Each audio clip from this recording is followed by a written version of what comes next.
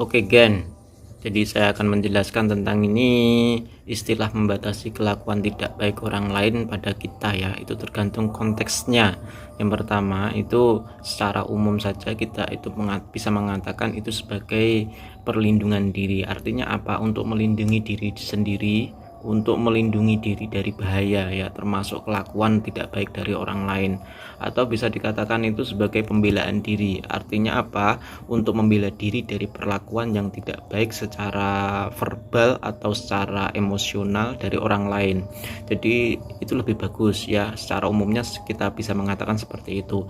Tapi kalau untuk lebih spesifiknya, kita sebagai ketentuannya itu kita bisa mengatakan sebagai penetapan batasan atau setting boundaries ya.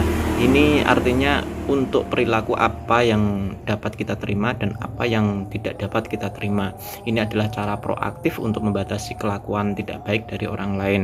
Oke, yang lebih spesifik lagi itu ada yang mengatakan sebagai asertivitas. Ini untuk menyampaikan pendapat atau kebutuhan dan batasan diri dengan jelas, jujur dan menghargai orang lain supaya tidak menjadi korban dari kelakuan tidak baik dari orang lain.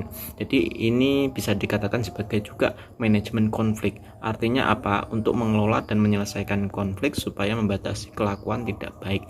Atau bisa dikatakan ini sebagai intervensi ya, untuk meminta bantuan pihak-pihak ketiga atau membatasinya kelakuan tidak baik orang lain.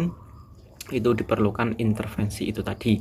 Untuk secara lebih gampangnya atau sing gampang dipahami nggih niku menghindar, atau ya untuk menghindar itu artinya apa? Artinya untuk menjauhi orang atau situasi yang memicu kelakuan tidak baik, juga jadi cara untuk membatasinya. Jadi itu dengan cara menghindar, atau bisa dikatakan dengan melawan. Artinya untuk melakukan perlawanan untuk dengan cara yang profesional dan proporsional dan sesuai ya.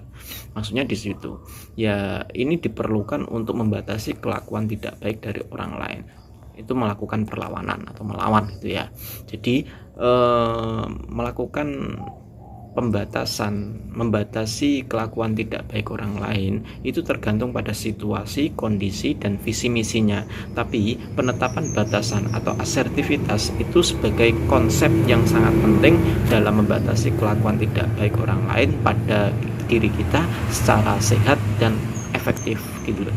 Oke.